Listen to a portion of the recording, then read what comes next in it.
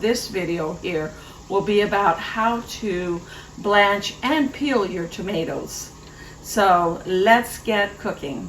I want to tell you a little bit about the process of pre-preparation. Once the tomatoes are picked, I bring them in, and when I'm ready to either make them into sauce or make them into stewed tomatoes or canned tomatoes, I first wash them. Not so much because there's any pesticides or herbicides on them, but more because we have a problem with blight, and the blight will kill off the leaves, and sometimes the leaves are stuck to them and other dirt gets stuck to them. So I like to bring them in and wash them. You can see here, this is a tomato that has a stem rot.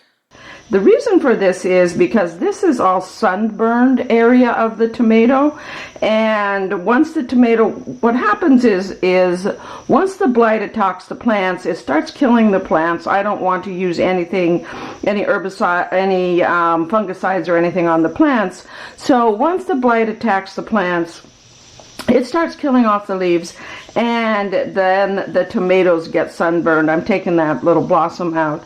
And that sunburned area makes the tomato susceptible to blossom rot, to not blossom rot, but stem rot. The other problem with a tomato you can get, which these don't have, is which is actually most common, is something called blossom rot, which is this end of the tomato gets a rotten spot, and that happens when you don't have enough calcium in your soil. We continue to add organic nutrients to our soil every year in the form of organic fertilizer, so that's not usually a problem, but the fungus that is in the soil is definitely a problem, and we just expect that we're gonna not have as much, not get as many tomatoes, and we're gonna have to deal with some of the problems that come with the fungus attacking the plants and killing them off, the tomatoes getting sunburned. You can see some of the tomatoes aren't as sunburned. This one actually probably was down lower where it had more shade with the plants, and it's not really sunburned. So this is a Roma tomato or a plum tomato, even though it looks more round like a slicing tomato. Even though the plants get fungus, the tomatoes are still a nice size, and we get a lot of good tomato sauce as well as stewed tomatoes and canned tomatoes out of them. Once you bring the tomatoes in and you get them washed, what you want to do is then, if you're going to make sauce out of them, you want to cut them up into small enough pieces in order for them to go in the sauce maker. I'll usually cut off just that little bit there, and if you don't have any fungus or anything, you can just put that stem part into the saucer or into the squeezo, and I usually cut them in quarters.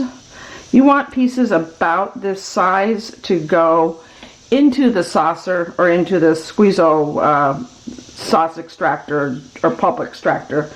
And then I just cut up a bunch of them, take them out, put them through the squeezo, and I have my tomato sauce.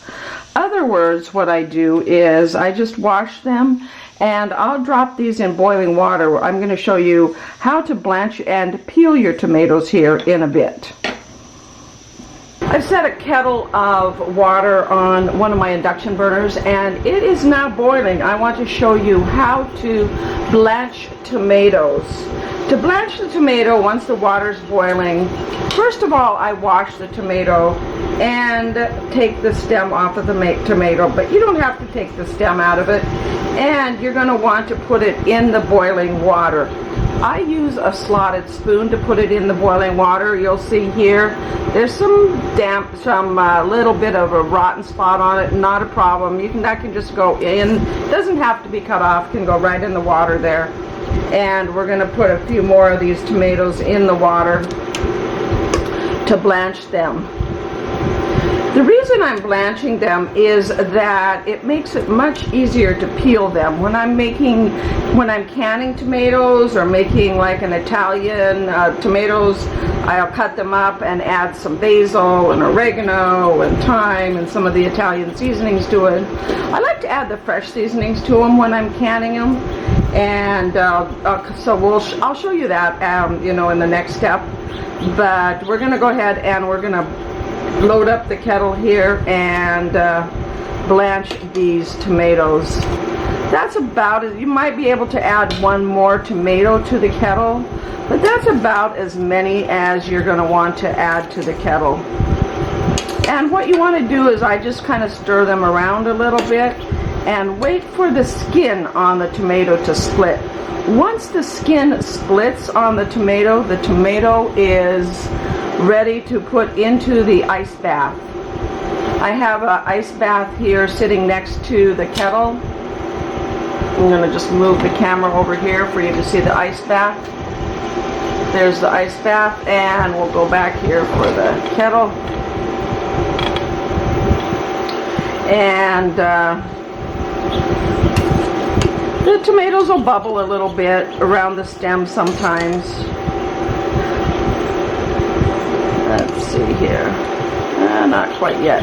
Sometimes what I'll do too is I'll take a knife and I'll put a little slit in the tomato, and that helps me also determine if the tomato's ready to come out of the water.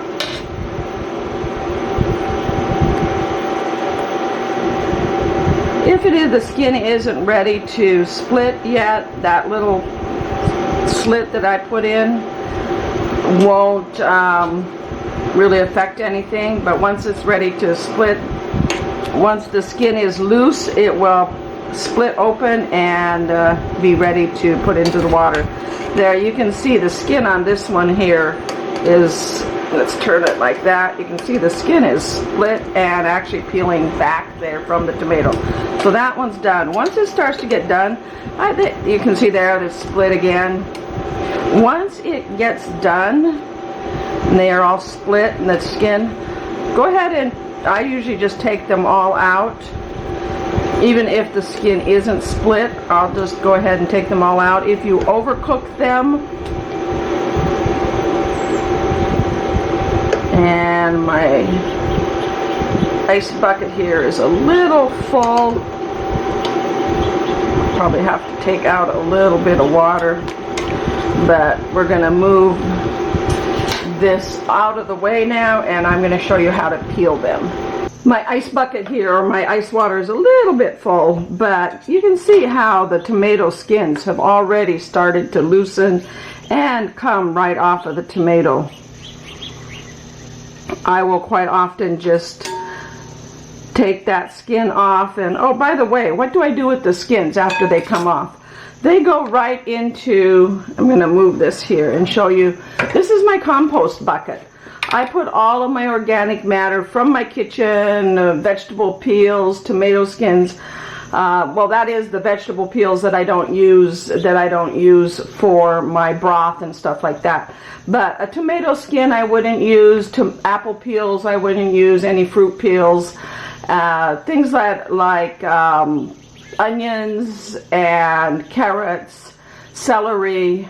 I save and I put those in a bag and freeze it and use that for making vegetable stock or chicken stock or beef stock in my freezer. We're gonna go ahead and we'll show you how to peel the tomatoes. Once they've been blanched like this, it's super easy, and I like to just cut off that sunburnt area, and it also removes any. I'll just show you here. You can see I'm going to put that in a bowl, and you can see there's a little spoiled area there, and also the area underneath the sunburned area is usually okay, but it tends to be tougher, so I'll quite often just discard it.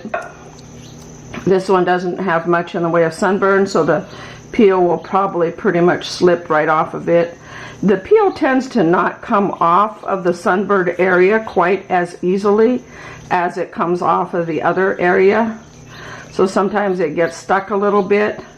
And then the other thing you want to do is you want to cut out the stem, or the stem area. because you don't want that in your canned tomatoes. Now you could can this, if you want a whole canned tomato, you could can this, put this right in the jar, and you could can it whole. Or what we're going to do today is we're going to actually chop up these tomatoes, add some Italian herbs to them, and we're going to make our Italian stewed tomatoes that I use as a base for my sausage, peppers, and onions. I like to add some stewed tomatoes. I use it as a base in a lot of my soups, vegetable soups, and things like that. And also, it's also a base. I add it to my chili, and even just eat the tomatoes as a vegetable straight out of the, even though the tomatoes technically are a fruit, eat them straight out of the jar in the winter time as just a nice, healthy side dish that's loaded with vitamin C and lycopene and so many things that are good for your body, good for your brain. And also, especially like the vitamin C, that helps boost your immune system. So in the winter time, adding tomatoes to your diet are really good for your brain, good for your body, and help keep you healthy. Because remember, winter is the time, it's the flu, the cold, the virus season. We're indoors and we're not getting as much exercise, and we tend to be more stressed. So, and you know, a lot of people have what's called seasonal affective disorder, which is because the sun doesn't, they don't get as much sunshine, they have a more difficult time regulating their mood. And you know, so adding tomatoes to your diet are all great ways to help with a lot of your wintertime blues as well as your wintertime colds. I wanted to show you this here on this tomato. This actually was a result of the tomato kind of growing around the stem of a plant. And you see like almost like a scar on the tomato. I usually cut that scar out and discard it, peel the rest of the tomato. You can see what a delicious looking tomato that is. And it'll go right into my stewed tomatoes. There's a little bit of sunburn here on the top that I could cut off, but it's not gonna, you know, really be a problem. So I'm gonna go ahead and just leave that little bit of sunburn on. You can see what it looks like once the peeling has been taken off. So we have our bowl here of peeled tomatoes. What could you do with the peeled tomatoes? Well, you could can them. I have a canning jar here. It's a quart canning jar.